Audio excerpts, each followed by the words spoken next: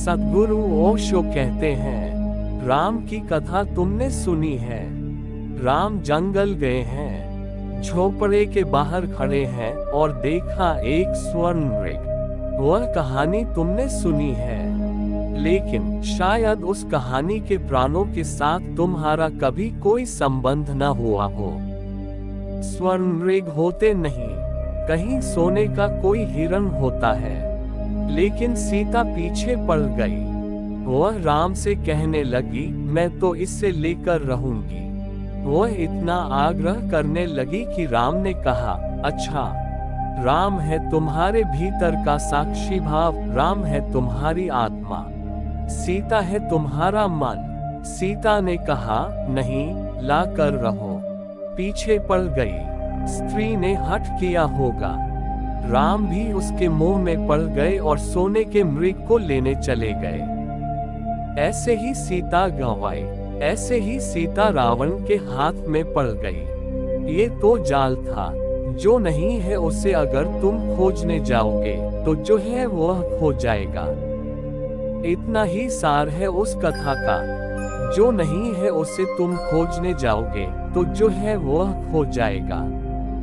स्वर्ण मृग तो ना मिला, हाथ से सीता भी खो गई। मोह मृग काया बसे, वह मोह का हिरण भीतर बसा है, शरीर के रोए रोए में बसा है। कैसे उभरे खेत, इससे पार कैसे होना होगा? वह बड़ा महत्वपूर्ण सवाल है, क्योंकि इसके भीतर पूरे जीवन का गणित छिपा है। जो बावे सोई चरे लगई ना हरी सुहेत। कठिनाई यह है कि जो हम बोते हैं उसी को चरते हैं। जब उसी को हम चरते हैं तो फिर हम उसी को बोने के लिए तैयार हो जाते हैं। फिर उसे बोते हैं, फिर उसी को चरते हैं। तो जिसे हम बोते हैं वह हमारे भीतर फिर आ जाते हैं भोजन से। फिर हम उसे बो देते हैं, फिर वह तैयार हो जाता है, फिर हम फसल काट लेते हैं। ऐसा कार्य कारण की एक श्रृंखला बन जाती है।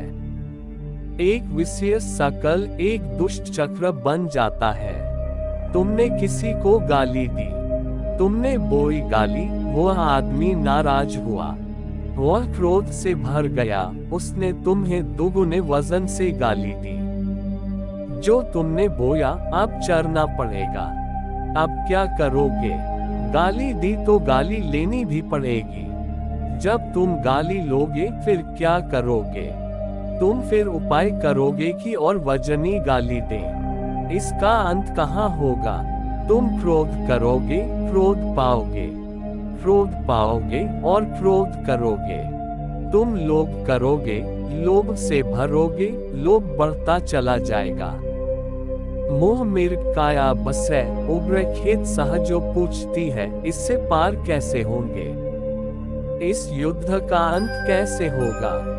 क्योंकि इसके भीतर बड़ा गहरा जाल है। जो बावे सोई चरे, तो अनंत काल में जो बोया है उसको चर रहे हैं, और चर चर के फिर उससे बोने के योग्य होते चले जाते हैं। तो इस दुष्ट चक्र को तोड़ेंगे कैसे? यह श्रृंखला कहाँ से कटेगी? हम इसके बाहर कैसे जाएंगे?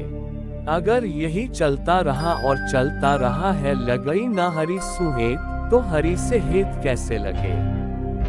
हरी तो कभी बोया नहीं, कभी चरा भी नहीं, तो वह बात तो आकाश में रह जाती है, उससे हमारा कोई संबंध नहीं जुड़ता। बोया हमने मोह, चरा हमने मोह। बोया हमने लोभ, चरा हमने लोभ। बोया हमने भय, चरा हमने भय। इससे तो हमारा संबंध है।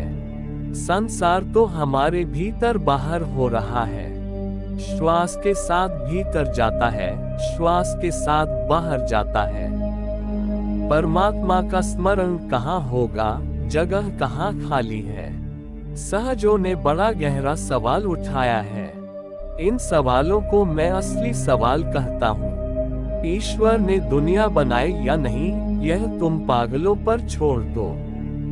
ये सवाल व्यर्थ हैं, दो कौड़ी के हैं। बनाए हो तो, ना बनाए हो तो कोई फर्क नहीं पड़ता। असली सवाल तो जीवन के हैं, जीवंत हैं। जो बावे सोई चरे लगई न हरी सुहेद बड़ी मुसीबत है, सहजो कहती है करे क्या।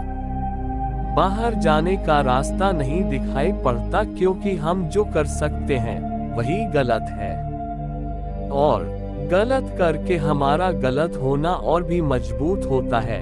फिर हम गलत करते हैं, फिर हम और गलत करने को राजी हो गए, कुशल हो गए। ऐसे ही जीवन कथा चली जाती है। इसमें से कहां से छलांग लगे, इसमें हम कहां से बाहर आए।